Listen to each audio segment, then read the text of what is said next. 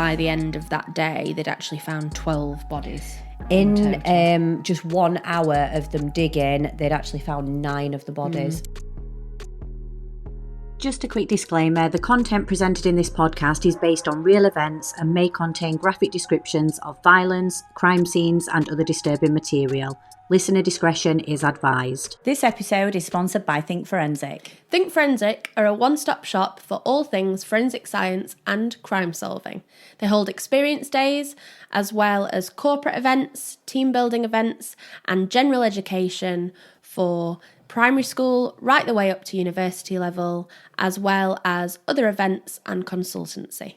There's also a shop where you can get your hands on all things crime solving, from evidence gathering to packaging and collecting evidence, as well as other forensic science equipment. For more information or to book on an experience day, please visit the website. Hi everyone, and welcome back to another episode of Grave Secrets. Today is episode 16 and we're your hosts. I'm Beth. And I'm Annie, and today we have another case study for you, and we're going to talk about the horrific events that unfolded, and it actually became known as the Houston mass murders. So there is lots of victims in this case, and of course, as always, we want to do the victims justice, but just a bit of an extra disclaimer in this one. I know we always put a disclaimer at the beginning, but this is a lot about children. All the victims were children and young boys, weren't they? Yeah. And there is details about sexual abuse and murder and finding bodies. It is a little bit worse, I think, than a bit more in detail. Yeah, it is. And it's an interesting one because we are going to be talking about the offender, whose name is Dean Allen Corll. But he's not a name that I'd heard of before. No, and I was thinking this, to be so prolific for us to not have heard of him. Yeah. This was all pretty new to us, wasn't it? So I would say that in terms of the offences, like you say, the abuse, he should be kind of listed as abhorrently as some of the more well-known ones, like Jeffrey Dahmer and stuff like that. But for whatever reason, it's just doesn't seem to be not as well known. So just like, there's been a lot of documentaries, there's been dramatised versions raising awareness for victims of other serial killers, we thought it was important to cover this one to give a bit more of awareness for the victims. And there is also a lot of details that you can find online about this, and on purpose, when I was doing my notes, I did leave out some of the details that I found pretty horrific that I didn't think needed to be in detail and spoke about. So it was pretty hard case in general. This one. It's pretty hard hitting, and although it kind of all unfolded pretty quickly in terms of the unravelling of the offender, and thank God that did happen. Yeah. The events that took place before it are, like you say, absolutely harrowing and went on for such a long period of time. Yeah. So Dean Allen Corll is actually an American serial killer and sex offender who abducted, tortured and raped a minimum of 28 boys. And we say a minimum because the bodies got identified bit by bit, didn't they, eventually? But we don't know if there was more victims. Yeah, and obviously we'll talk about it, but some of the bodies weren't identified until right up to like 2008. Yeah. Were they? So there is still potential for there to be more victims. Yeah. So if we start off with it was August the 8th, 1973, and about 8:30 a.m. in the morning. This was when everything sort of brought to light. And I feel like we're doing this case a little bit backwards, aren't we? Because we're starting with the events that sort of started everything unravelling. Yeah, it's what led to the unravelling, but then obviously we then talk about all of the offences. Just for a bit of context as well, we've mentioned it's in Houston. Yeah. But it was in quite a nice area, wasn't it? It was all in an area in quite which... working class. Working class. There were a number of schools in the area. There was factories. It seemed like there was an element of community, churches, things like that. Everyone kind of knew of each other. Yeah. So this whole thing started off with a phone call to the police at 8:24 a.m. on the 8th of August by Elmer Wayne Henley. So he actually said to the operator that he had killed a man, and he did seem pretty sort of panicked a little bit at this point. Yeah, a little bit shaken. He said where it was, so it was outside 2020 Lamar. The police went there and actually found 3 teenagers in total, and 3 teenagers were pretty a bit shook up by what had happened. Yeah, they were shaken up. They were like sat on the curb outside the property, weren't they? Yeah. But they all seemed, obviously upset by what had happened. And there was actually the gun at the side of them. 22 caliber pistol was also in the driveway. So the 3 young people that were there when the police turned up, there was Elmer Wayne Henley, who was 17, and he was the one who made the call to the police. There was Tim Curley, who was 19, and there was Rhonda Williams, who was 15. So all these are between 15 and 19, so they're all pretty young. Yeah. The 3 of the teenagers were then detained and put into separate police cars, and then the officers were then able to enter the house, and that's where they found Dean Corll's body in the hallway. It's interesting as well, isn't it? Because he kept the offender that said that it was him that had shot Dean. Yeah. In everything I've seen him, he's been known as Wayne. Yes. Yeah. So he must go, or must have gone by Wayne. Yeah. But he actually then reiterated, didn't he, to the police, like, you'll find the body in the house. Yeah. And then obviously that's when the police then entered the property. Yeah, and I think at this point it must have been quite confusing for the police as well, because they've got a phone call from a 17-year-old boy saying, I've killed someone. Yeah. They turn up and then there's people shaken up, there's the actual pistol there. Like, normally I bet police had been called out to something and people would try and cover the tracks of what had happened. Yeah. Whereas it was a bit more straightforward, wasn't it? Yeah, they also said it was strange because the house in which they were attending was actually the house of Dean Corll, but his family were quite well known in the area. So they said it didn't seem like a normal domestic situation where something had happened, because there'd been never any kind of trouble as far as they were aware beforehand. And as I've just mentioned, it was he seemed like an unlikely suspect. Yeah. Victim. In order to have been killed. Yeah, and the search of the house was quite unusual in itself. Yeah. I think if you watch some of the documentaries that are out on this, it's when it was showing you around the house, and was it the actual police? Because they didn't have body cam back then. It was some sort of footage from the crime scene. Yeah. It was not a normal setup at all. So there was like polythene covering the floor in some of the rooms. Like sticky back plastic floors, wasn't it? Yeah, it was really weird. And there was actually a board with ropes and handcuffs attached. There was lots of different sex devices found, also along with drugs. So they'd got spray cans, alcohol, weed.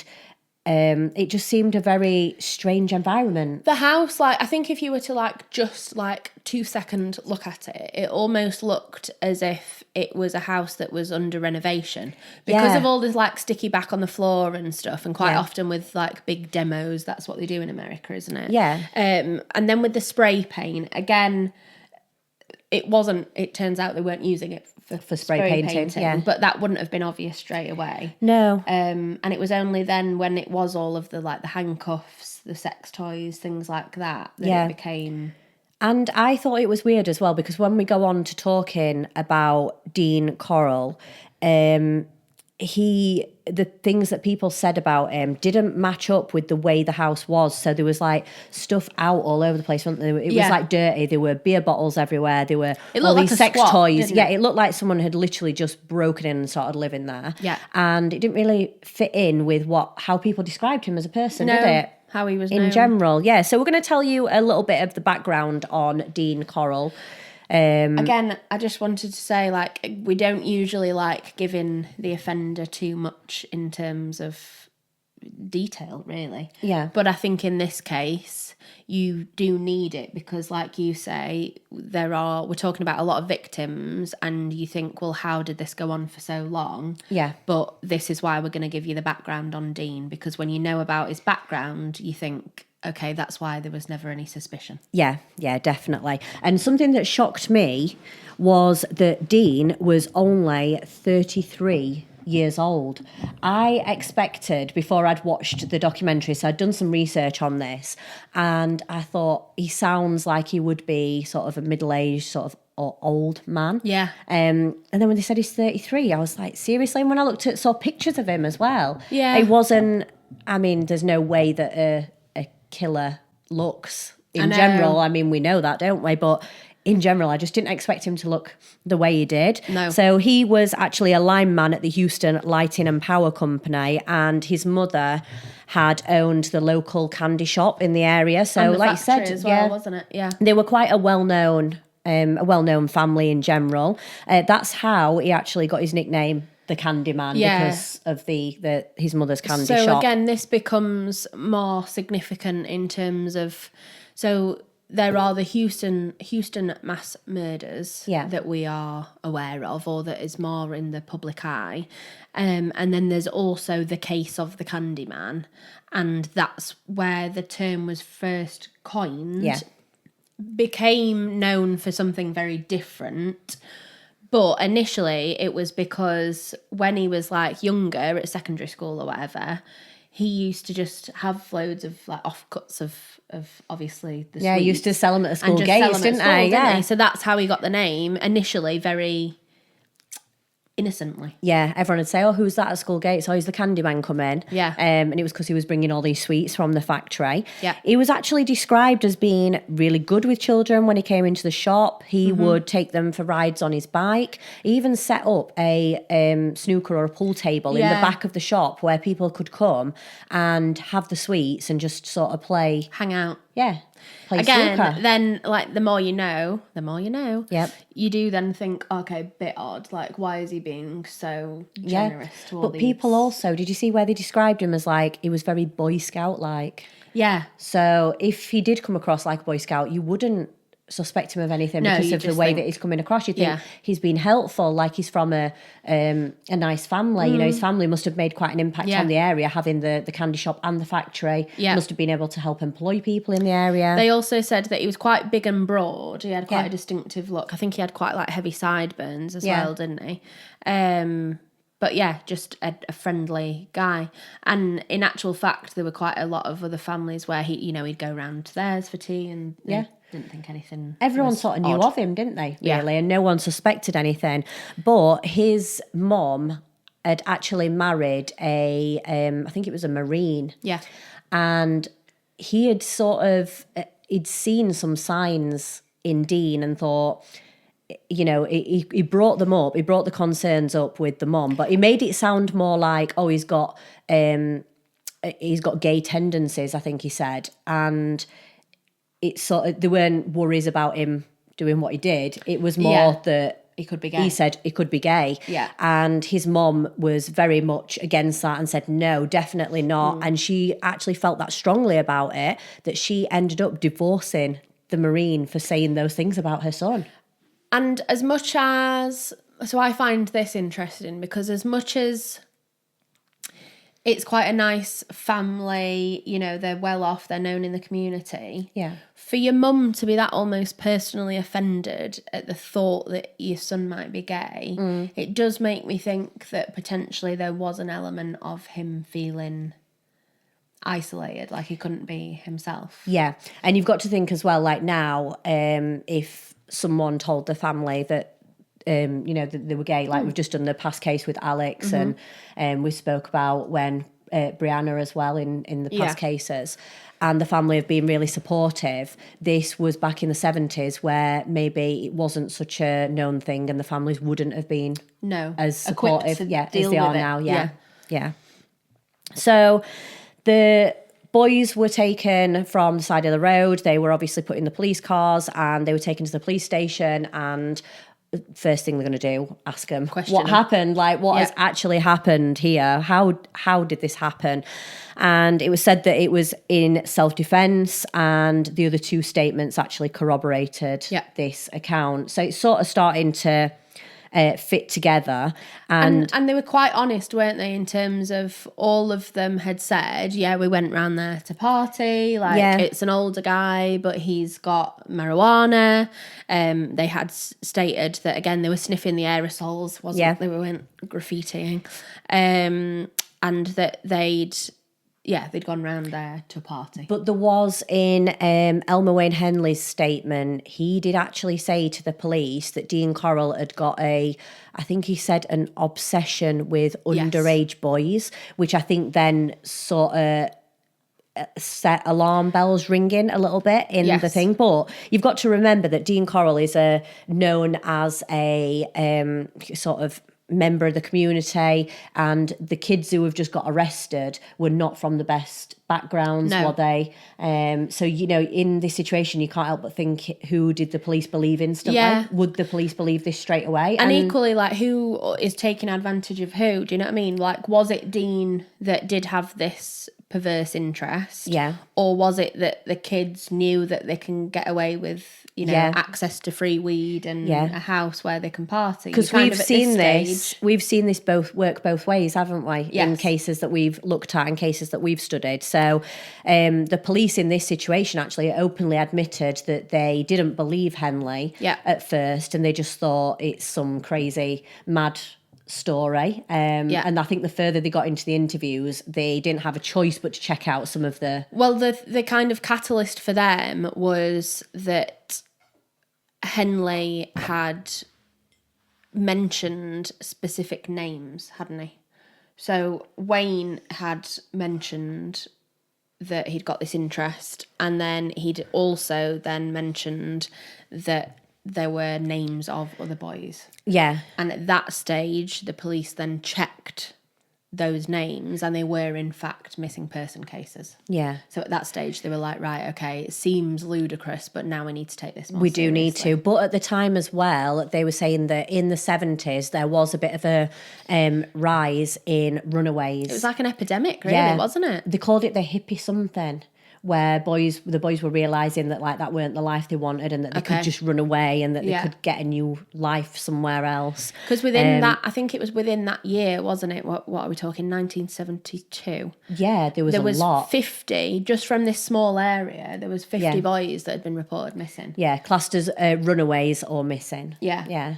So we want to go to, like, sort of to the August the 7th now, because this will sort of start pulling everything together. I feel like the beginning of the case is a little bit all over the place, but when you hear it all and it all links together, you'll be like, oh yeah, that actually fits in. So now we want to go back to August the 7th, and that shows sort of the lead up, doesn't it, to what happened, the lead up to Dean Corll actually getting killed. Yeah.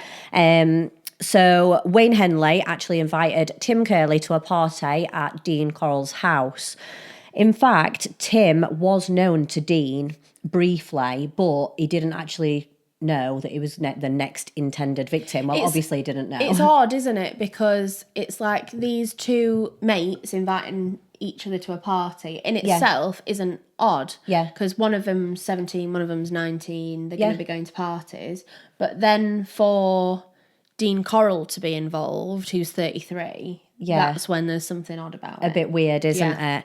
So at these parties, they would drink, they would take drugs, and in this case, they drank until midnight, and then they decided to leave and said, oh, we'll come back later. So they actually left Dean Corll's house, and they went into, got in the car, and they went to, I think it's called the Heights, around there. And while they were at the Heights, they got out of the car and they heard a commotion, a disturbance, and they thought, oh, we'll go and have a look what that is. And it was actually at a girl's house.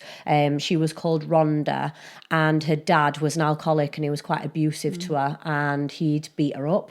Yeah. So in that situation, I think they just said, oh, come with us, get in the car. And she was really upset, and they thought, oh, well, if we're already going to the party, we'll bring her along with us. So they brought Rhonda to the party as well. So they actually got back to Dean Corll's house at around 3 a.m. And they got so high, they were doing smoking weed, they were drinking, they were sniffing the fumes, the aerosols, and they got so high that they passed out. Yeah. And even earlier than like pre them passing out, I think when Rhonda obviously turned up, generally I think Dean Corll didn't seem like he minded these boys, coming round and doing what they wanted. Yeah. But as soon as Rhonda then came, who's female, he didn't like it, did he? no, and it made him angry. He pulled Wayne to one side and said, "You've ruined this." Yeah. And it's like, what does this mean? You've ruined what? Yeah, by just a girl being there. Like, it's a party. You'd think if it's lads having a party, you'd think they'd want girls to be there. So I think that in itself is quite alarming, isn't it, really, when you listen to it all back? Yeah.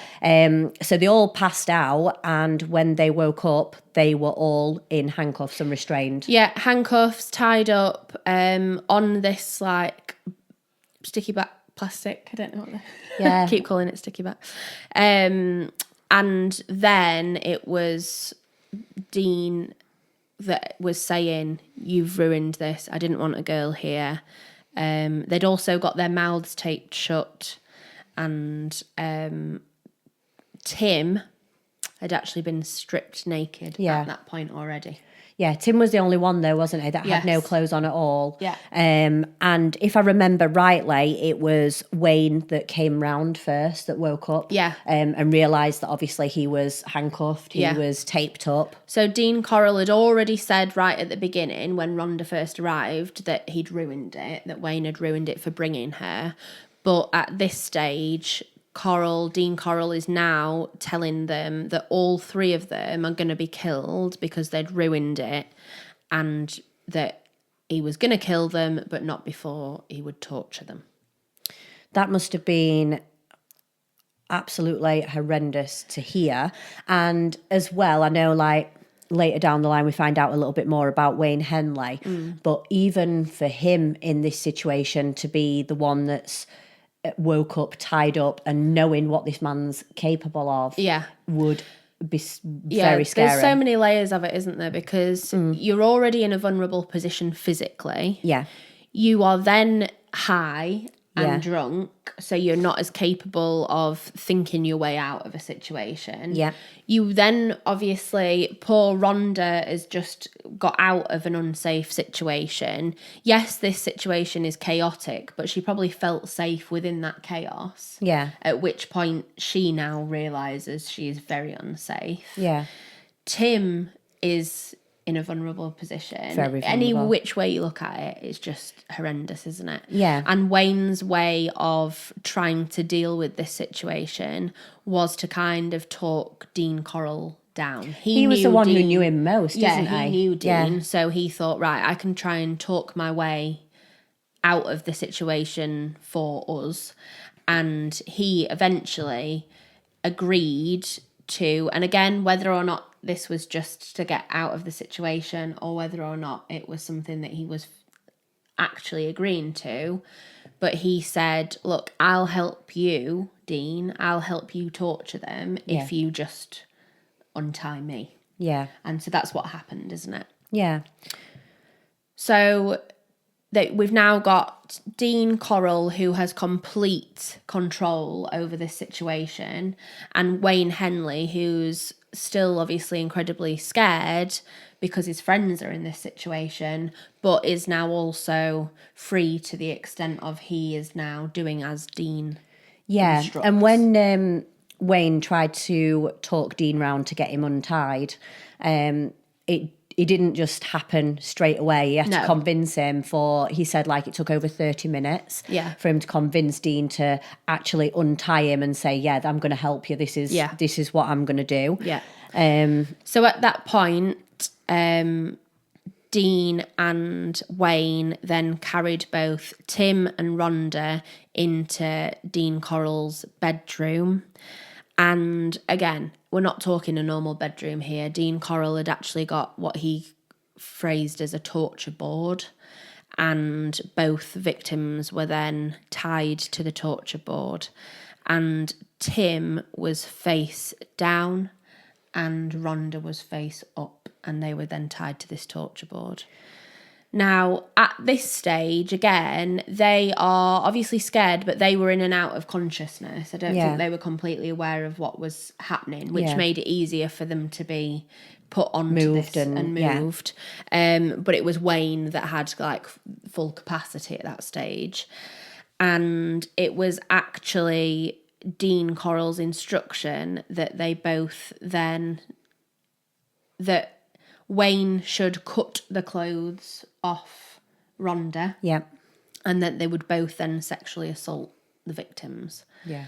And it was at that stage that they were being assaulted that they then came to full consciousness and then tried to, obviously, escape.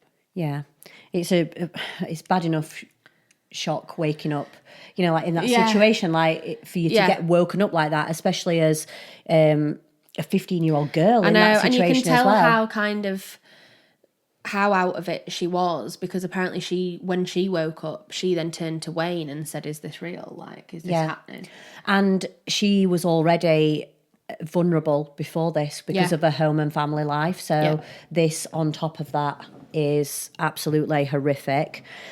So at this point, I think, you know, I'm not sure how this whole thing came around with Wayne, you know, refusing to go any further, because I think it was from what I took from it. It sounded like it was Rhonda that had basically said, you know, what is happening? This can't happen. Yeah. And so I think he probably went from feeling like he did have control to an extent, as in it was just him and Dean, and he only had to mitigate Dean. Yeah. To then them both waking up and causing more of a ruckus. That's going to set Dean off, and you don't know how then to react. Yeah. So I think Wayne probably went from feeling like he had it to an extent under control to then suddenly being just as scared, and his friends are scared. Yeah. So this is kind of the catalyst for what happened next. And at that stage, Wayne then manages to reach out for Dean Corll's gun, pointed the gun at Dean and said, "Stop it now, you've gone too far, these are my friends, stop it." And Dean was apparently shouting, "You're not going to do it, you won't do it," and actually came towards Wayne. So after threatening Dean, and Dean still coming at him, that's when Wayne then shot the gun, and he actually shot Dean Corll in the head, but apparently the bullet didn't actually go through to the skull, which meant that Dean could still come at him. Yeah, it had not fully penetrated, and I think how scary it is. You shot someone once in the head, you'd expect them to stop, wouldn't you? And then for someone to keep coming at you. So I think in that case, he probably had to shoot again. Yeah. So Wayne then did shoot Dean 6 times, and Wayne then said that Dean just kind of fell into a slump up against the wall. Again, because Dean had been assaulting the victims, he was actually naked himself. Yeah. So when the police went in and found him, like, yes, we've mentioned it was a strange situation, but then for this 33-year-old man to also be naked, again, alarm bells, because what happened next after the shooting was that obviously Wayne untied Tim and Rhonda.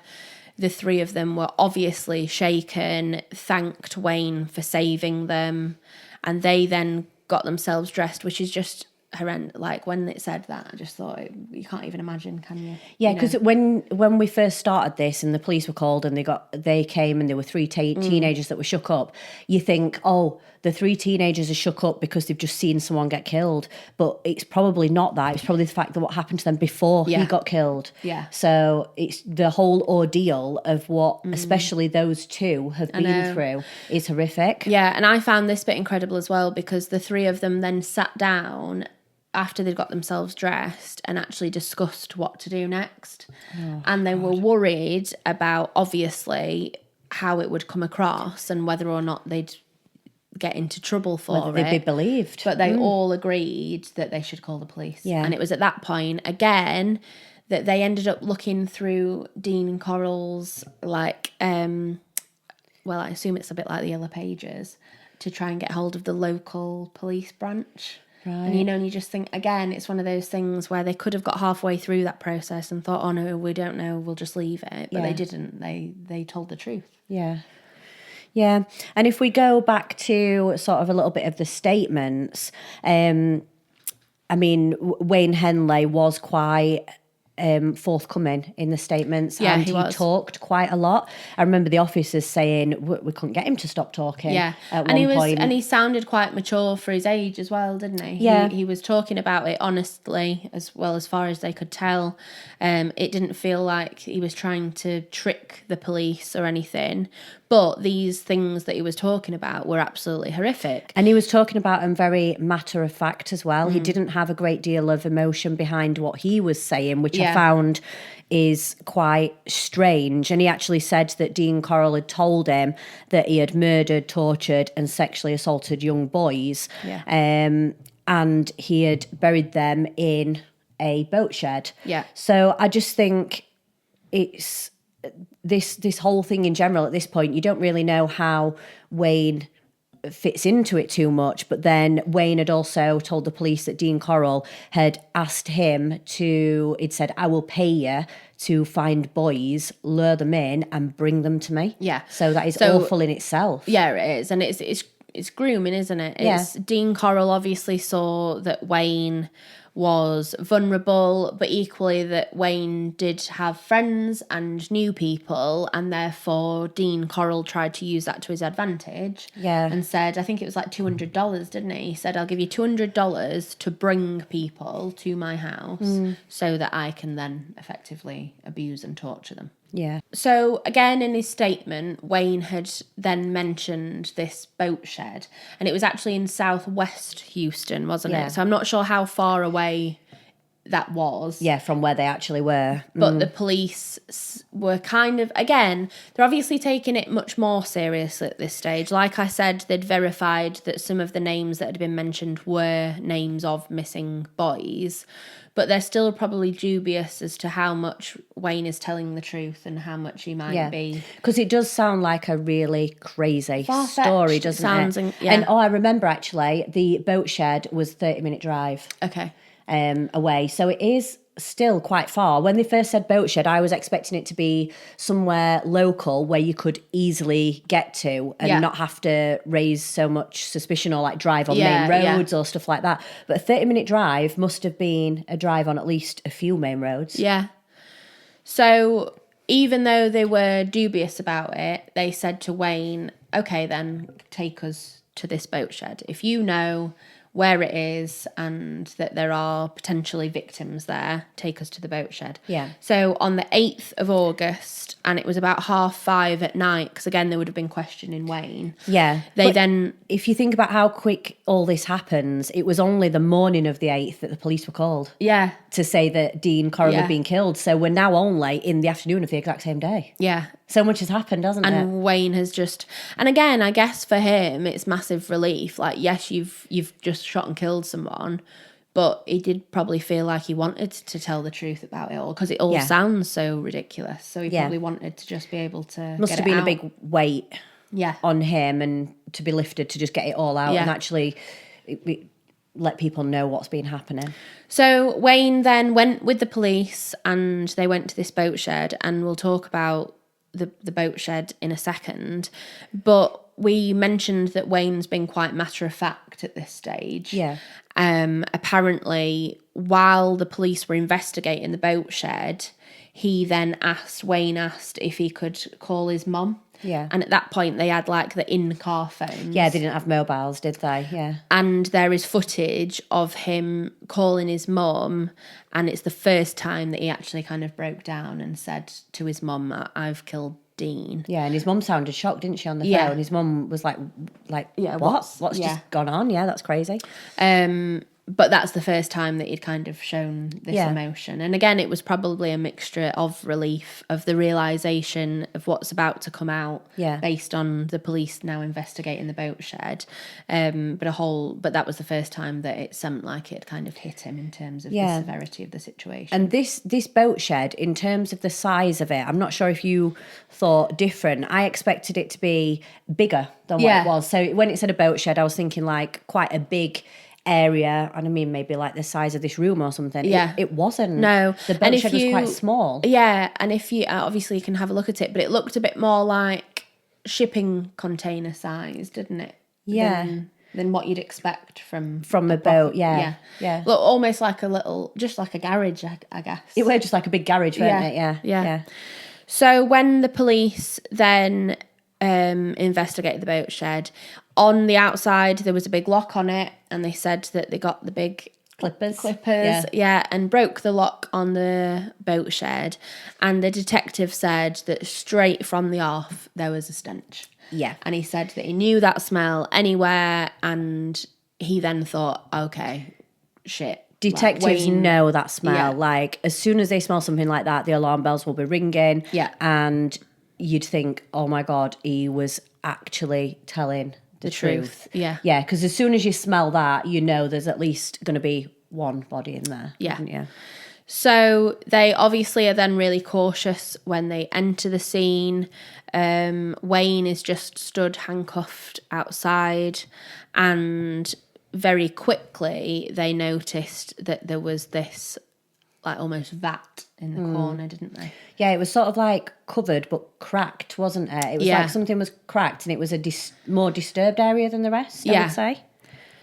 And they quite quickly then discovered the first body.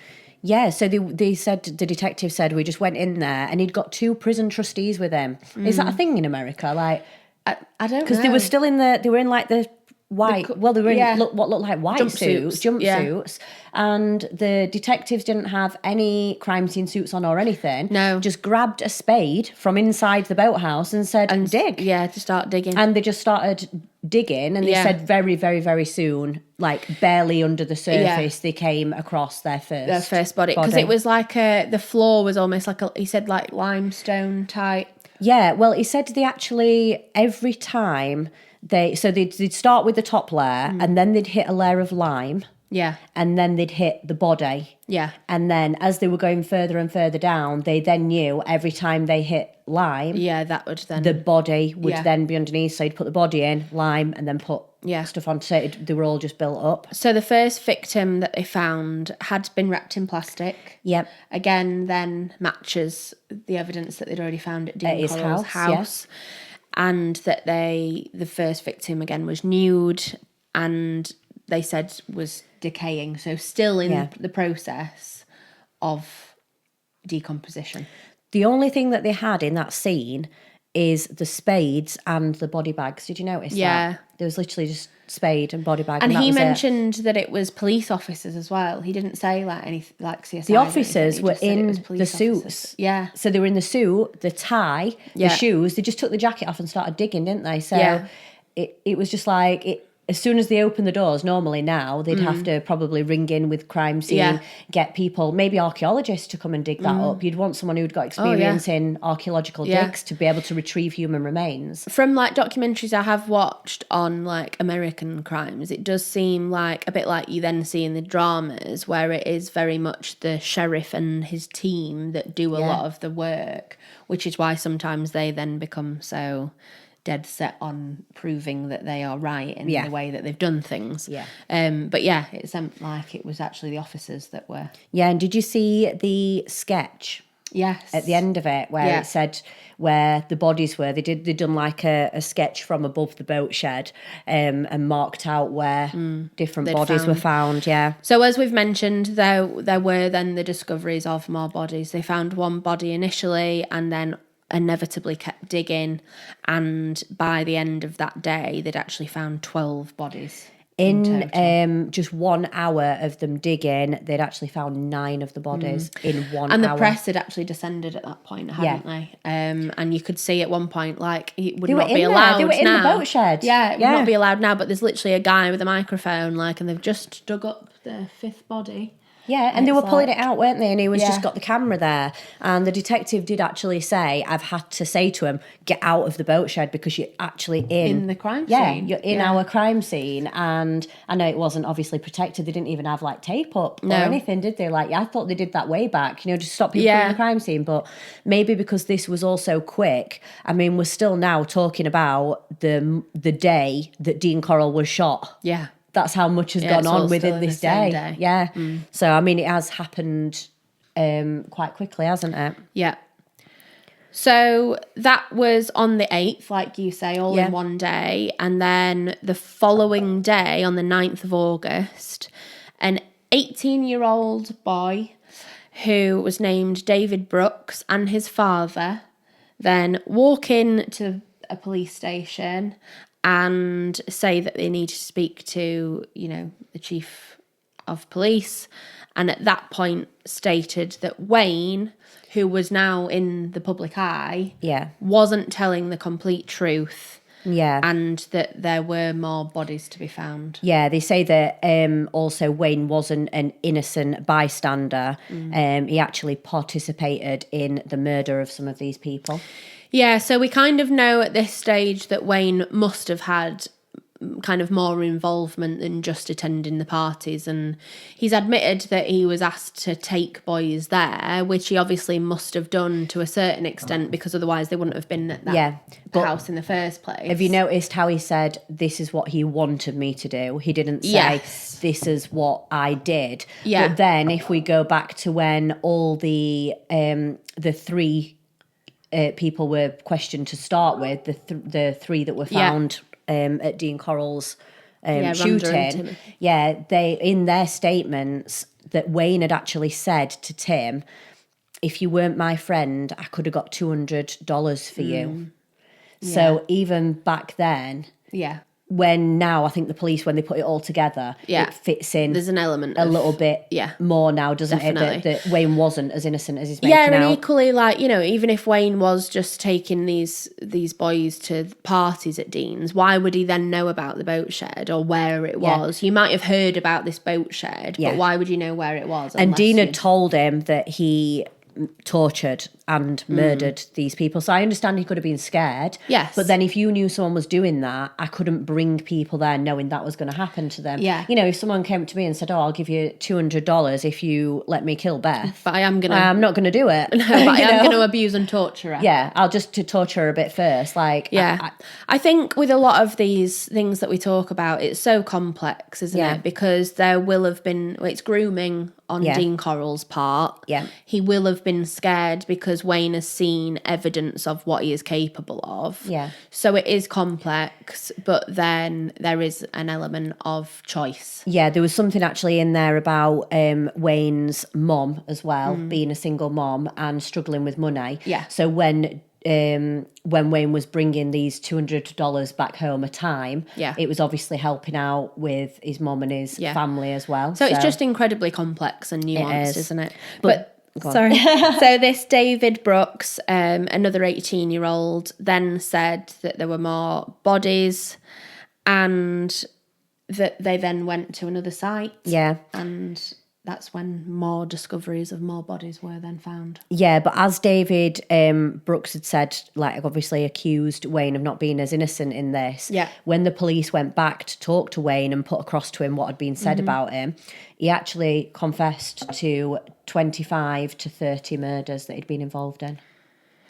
It was interesting as well because I saw something about Wayne said that he said he'd been there. Yeah. And that he had done certain things to certain people, but he never actually physically. I saw that he'd never admitted that he'd been responsible solely for the killing of someone. Yeah, but he had been involved in 25 to 30, which is madness because he doesn't even know how many.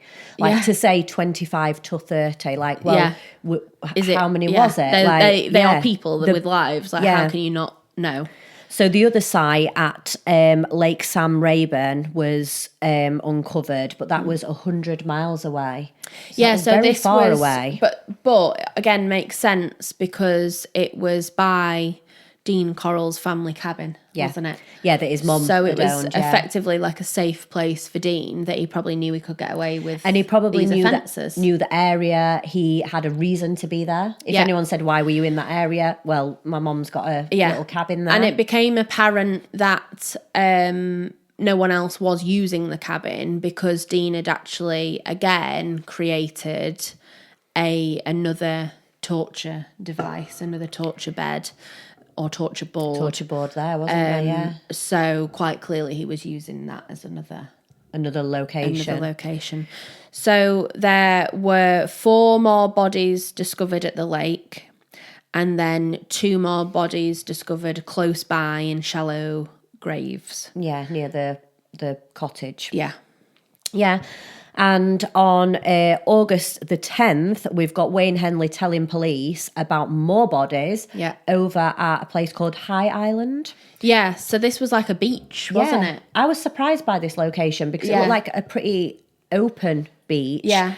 And again, interestingly, they took the 2 boys, didn't they? So they'd got Wayne in handcuffs. Yeah. And then they'd got David in handcuffs. It was very strange because they were just in handcuffs, just sat on the beach. Sat there. And I saw one of them with a cigarette at one point. Yeah, and they were just watching these bodies. And they were pointing to areas as well, saying, "Oh, this is where I remember this happening." But I feel like through this, Wayne was a lot more talkative, even at this point, and he was talking more.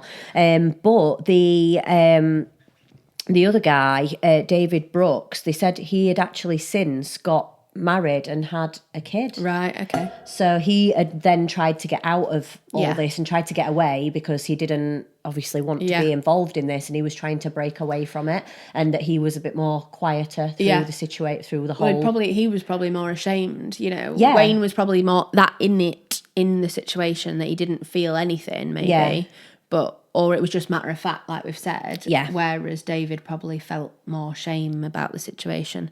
But just like at the boat shed, they were just pulling up and finding bodies at this beach location, weren't they? Yeah. Yeah. So Wayne said that he would go out with David and they'd go and find boys together, try and lure them into a van, bring them back, and then they'd ply them with either drugs, alcohol, they'd be tied to the torture boards, they'd be molested, and that when Dean Corll got sort of bored or fed up with them, that's when he would kill them. Yeah. So there was obviously now just victims, and they then found further victims at the boat shed in advanced states of decomposition to suggest that this has been going on for a long period of time. Yeah. And it was like the total number went up to 14, and then it went up again, and it was difficult to, again, like at the boat shed in the first place, it just all happened so quickly, didn't it? See, even like finding the 9 bodies at the boat shed in the first hour is shocking, and then it's going up and up and up and up. Yeah. It just seems to just keep going on and on and on, doesn't it? But I can't help but feeling like, obviously, Wayne and was it David Brooks? They played such a big role in what happened, because they didn't only go out and lure the boys in, they played a big part in tying them to the torture boards, putting them in positions, basically getting them ready for Dean Corll to abuse them, which I just find absolutely horrendous, knowing what was going to happen. And they were picking victims tactically as well. You know, it was the kids that would either be naive or susceptible, or that already had a knowledge of one of them, or maybe didn't have good home lives. Like they had calculated it, and it wasn't just being a bystander or even putting them in the right place at the right time in order for Dean then to come along and take them. Yeah. It was an actual taking them to where they would be killed, yeah. and knowing that before that they were going to be absolutely abhorrently abused. I wonder what changed Wayne's mind in this situation with Rhonda and Tim, because a little bit later down the line when I was researching, I found out that quite a few of the victims were known to Wayne as friends. He'd attended one of their birthday parties, he'd been round to one of their houses, like he'd met the parents of another. Yeah. So what stopped him Ever standing up for them? Yeah, standing up for them and then being able to free Rhonda and Tim on that day. I don't know. And the van when they found the van that had been used, they'd got what they said was a body box in the back, and that was what they used to transport the bodies from Dean Corll's house to these Wherever deposition sites, where they were going to get buried. And I just... it's just absolutely awful to think about. And like you've just mentioned there, much like with Dean Corll, you know, he was known to be kind and wasn't something or someone to be scared of. Yeah. It was the same, or it was similar with Wayne. You know, he'd been to some of these victims' houses before. The parents didn't think anything of it. Yeah. Yes, they might have had a bit of trouble at home, like, you know, single mum, not a lot of money, but there wasn't anything to suggest that they were psychopathic or dangerous or someone to stay away from. And I mean, at this point, I read a little bit into, we say the torture board, and we know they were molested, but the stuff that I read about is... I wouldn't even be able to talk about it on here in general, and I don't think we need to, but it was the most horrendous things that they were doing to these poor boys. Yeah, it was sadistic and abhorrent, and I think just based on the number of victims, that tells you how... They were just disposable to him. Yeah. And he just thought, I'm bored of this one now. I'm going to kill him and just start with someone new. Yeah. Like, And the problem with these kinds of offenders, the problem with people like Dean, is that when they get that appetite, it only ever becomes more abhorrent and more awful in terms of they will have an appetite that is probably satisfied to begin with. And then it probably gets worse. They will have killed. Yeah. And then they will use certain methods of torture, and then that will become boring, and it only ever escalates and it only ever becomes worse. Yeah. Yeah, with more and more. And if you think about all these bodies that have been found and the trouble that the police would have in this situation, because in the 70s, there was no DNA for identifying. Yeah. Like, to identify these remains of some which were really badly decomposed was awful. They had to be identified from clothing, from footwear, from belts. Yeah. And that's if they were buried with those things. Some of them that were naked wouldn't have had those items on them. And of the 28 victims, again, that we are aware of, at least 22 were from the same neighbourhood. Yeah.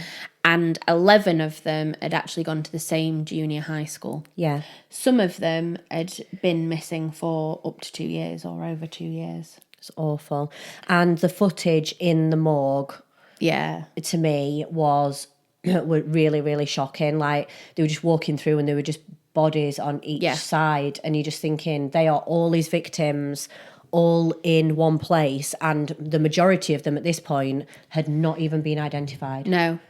Well, the identification... So, shall we go through the victims first, or shall we talk about the identification of... Totally up to you. What do you think? I think go with the victims, and then we'll talk about how some of them were not identified until much, much later. Yeah. So we wanted to do this part where we read out the names of the victims and a bit of information about them, because I feel like in a case like this where there is so many victims, we want them all to get sort of the... Yeah, they were all people. Yeah. They were all people, children that hadn't even really begun life. Yeah. And they were all led to their death completely naively. Yeah. And they are just as important as any other victim that we talk about. So I think it's important that we read out the names of these people. Yeah. So there are 28 victims, and I'm now going to read out the names and the ages that they were when they were brutally murdered. So in 1970, Jeffrey Allen Cohen was 18. He was a student at the University of Texas in Austin, and he was abducted whilst hitchhiking. He was buried at the High Island beach. James Eugene Glass, just 14, was actually an acquaintance of Dean Corll, but also knew David Brooks. He was last seen by his brother, and he'd actually been strangled and buried in the boat shed. Danny Michael Yates was just 14, and he was lured to the Heights by Brooks to Dean Corll's home. Both him and his friend, James Glass, were then strangled and buried. Donald Wayne Waldrop was only 15, and this was the first murder that took place in 1971. He was actually on his way to visit a friend to discuss forming a bowling league when he went missing. And he was then murdered by Dean Corll. Jerry Lynn Waldrop, 13, was the youngest of Corll's victims. He was 13 when he and his brother were strangled the day after they were abducted and buried in the boat shed. Randall Lee Harvey was 15 and was on his way home from his job working at a gas station when he was then shot in the head and buried in the boat shed. His remains were not identified until October 2008. David William Hilligast, 13. He was actually one of Wayne Henley's earliest childhood friends, and he was last seen with his friend walking to a local swimming pool. Gregory Malley Winkle was 16 and was actually a former employee of the candy warehouse that Dean Corll's family owned. He was the boyfriend of Randall Harvey's sister. He last contacted his mother, saying that he'd gone swimming with friends, and he was then strangled and found in the boat shed. Reuben Willifred Watson Henley, just 17, left his home to visit the cinema on August 17th, called his mother to say that he was going to spend the evening with David Brooks. He was then killed by Dean Corll.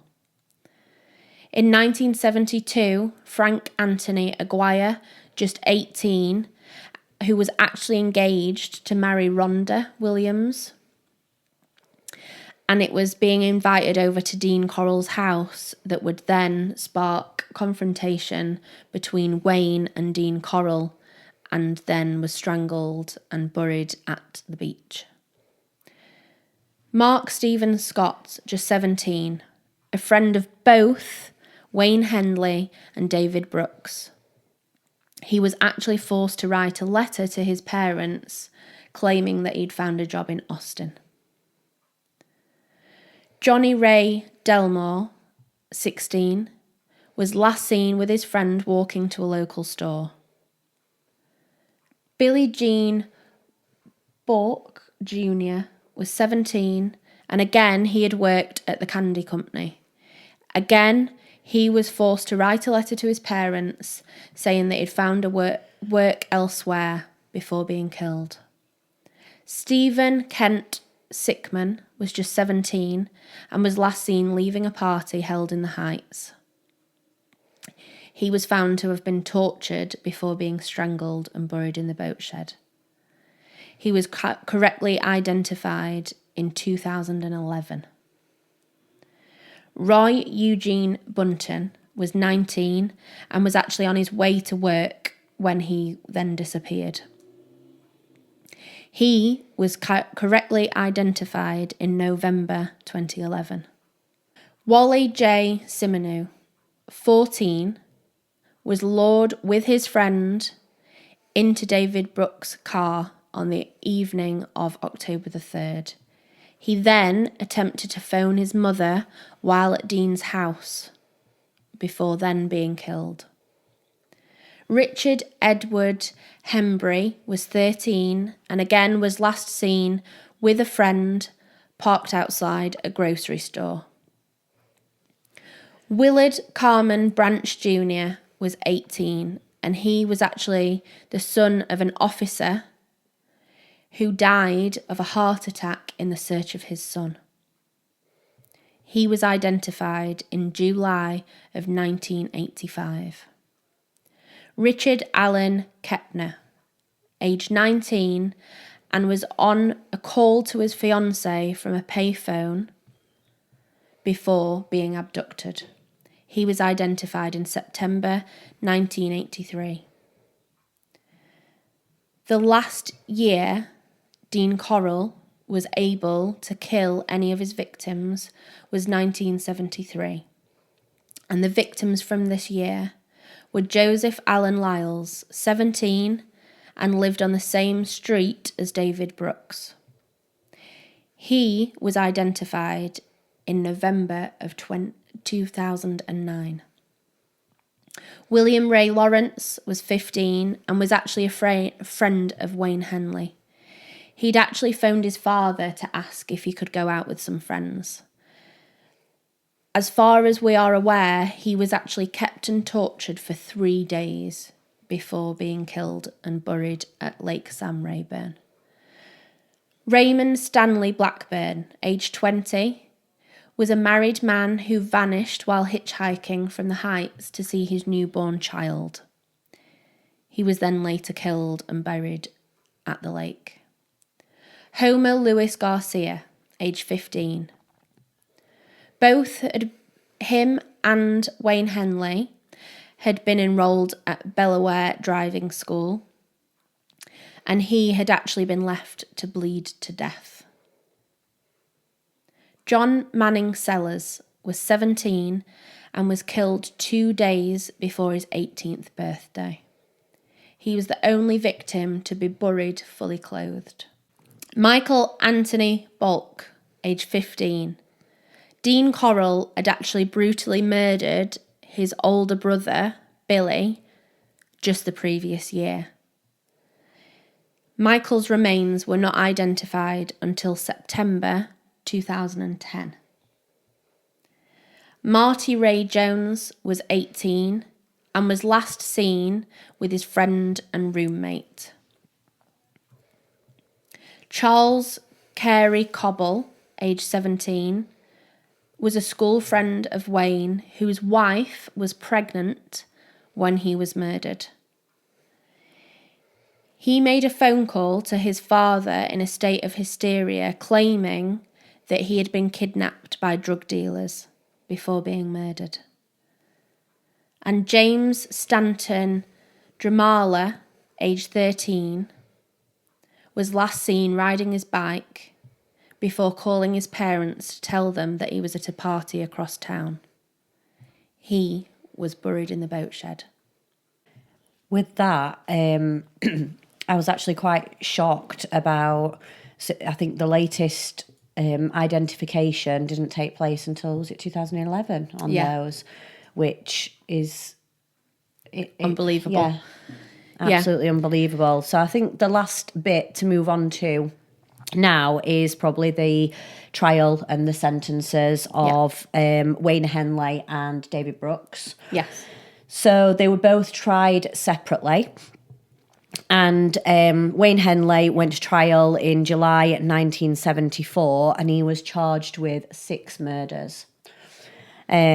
Prosecution called 24 witnesses for his trial.